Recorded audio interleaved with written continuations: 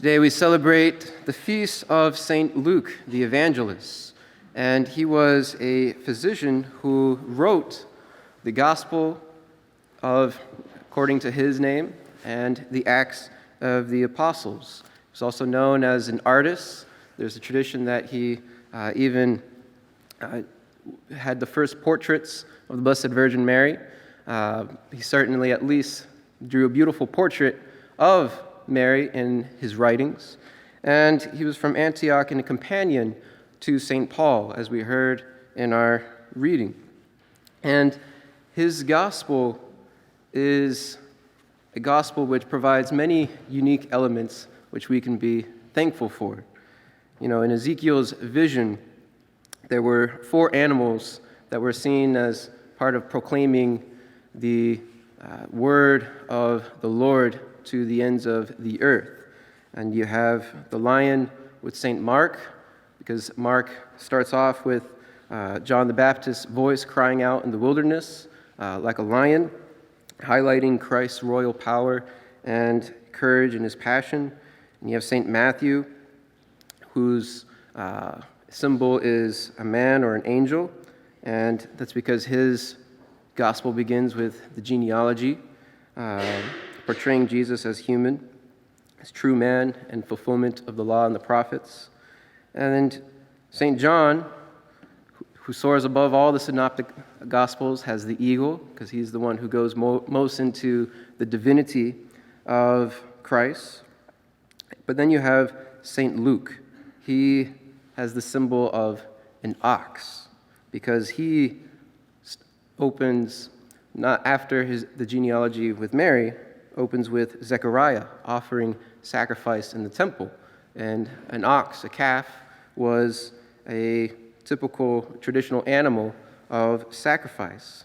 And also, soon after that, we see Jesus being born in a stable, recalling the kind of the barn animals that Jesus was born among. And an ox also symbolizes sacrifice and service. And the Gospel of Luke certainly emphasizes the service to the poor. He emphasizes Christ's love for the poor, for the marginalized, and especially for sinners. It's in the Gospel of St. Luke that we have so many rich parables of mercy. The parable of the prodigal son, the parable of the lost coin, the parable of the lost sheep going astray. And so through the Gospel of Luke, we see Jesus as the merciful one. He's the one, as we hear in the Gospel of Luke, who says, "Father, forgive them, for they know not what they do." He tells the good thief, "Today you will be with me in paradise." He has mercy upon even the tax collector Zacchaeus. He has mercy on Mary Magdalene in the scene where she comes and anoints him. So we see, is a merciful God. He is one who comes to show us the mercy of the Father. And so compared to the other Gospels where Mark is emphasizing Jesus as the Son of God and Matthew as the Son of David, Luke emphasizes Jesus as the son of Adam through Mary. He who has come to reverse the disobedience that our first parents, Adam and Eve, brought about. And so we see this beautiful portrayal of Jesus as one who has come to redeem us, one who offers us salvation, and not just for Israel, but for all of humanity. That's the thing that the Gospel of Luke emphasizes, that Jesus has come to be, before all the nations, a light to all the nations, and the glory of Israel. That comes from the Canticle of Simeon, another unique element of the Gospel of Luke. We have the Canticle of Simeon, the Canticle of Mary, and Canticle of Zechariah, which the church proclaims every day in the divine office, the liturgy of the hours. And so Jesus, he is the light to all the nations. He has come not to just save Israel, he's restoring Israel. He's bringing in the lost sheep of Israel and founding the church on 12 apostles, as we have portrayed here in our sanctuary. They are making up the foundation of the new Israel, and all the nations are to be grafted in to this new Israel. So Christ's church is the new Israel, and it is the kingdom in which all the nations are to be grafted onto, for all are invited to be saved. God wills the salvation of all. He has redeemed all. But, as we heard in our gospel today, the harvest is abundant, but the laborers are few. So ask the master of the harvest to send out laborers for his harvest.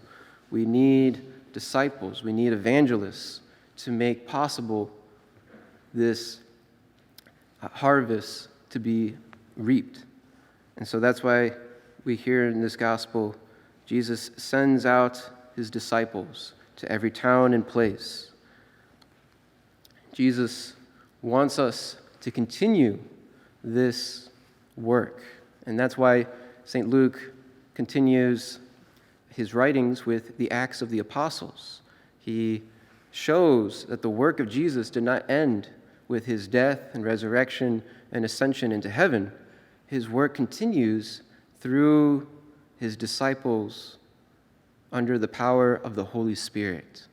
And no prison and no persecution, no danger, no plot can get in the way of the gospel being proclaimed, according to what we see in the Acts of the Apostles.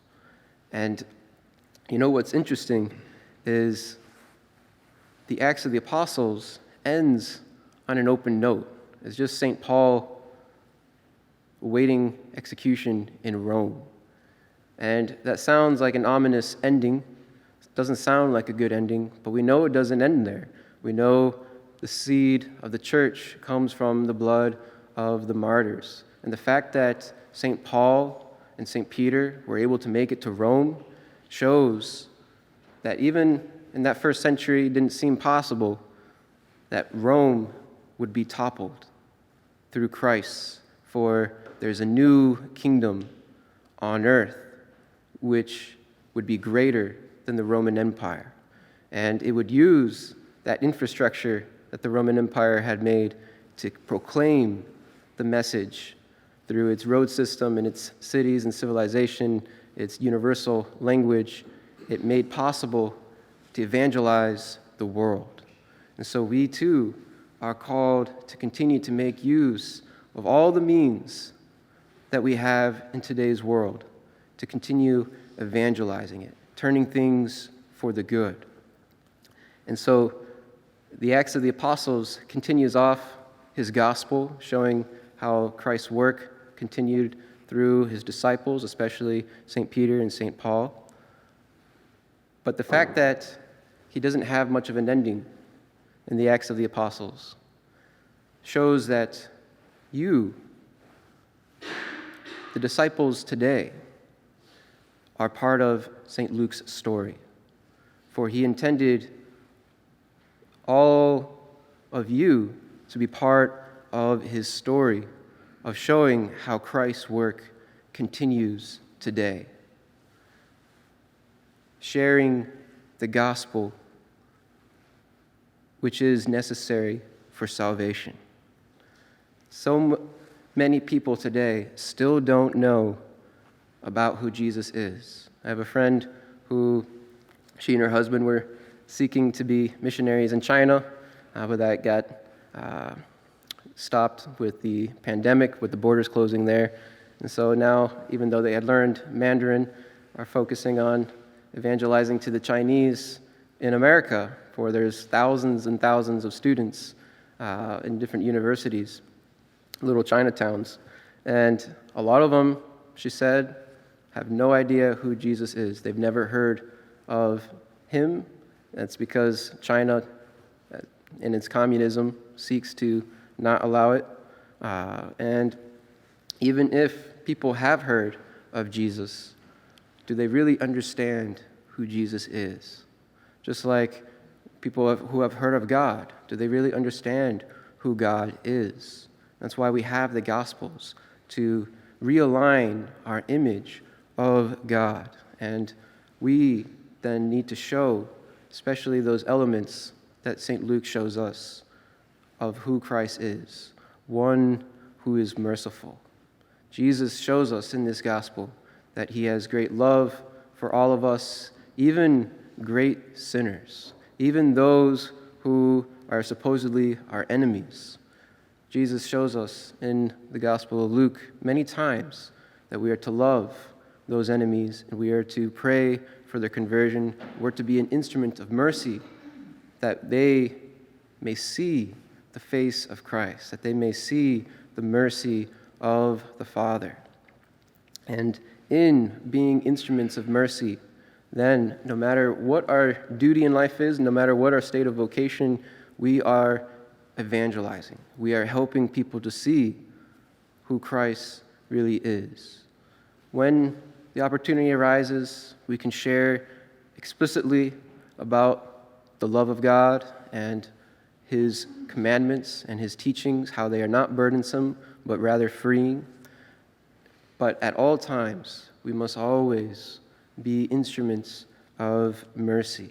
That will be the greatest way to continue this work of the Lord, going out into the harvest that he has prepared and working in his vineyard.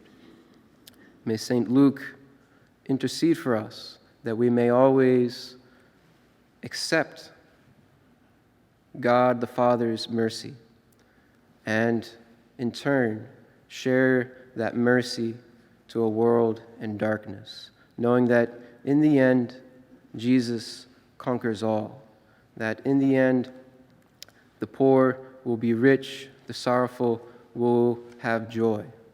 But for now, before the time of justice, may we help others come to the mercy of the Lord.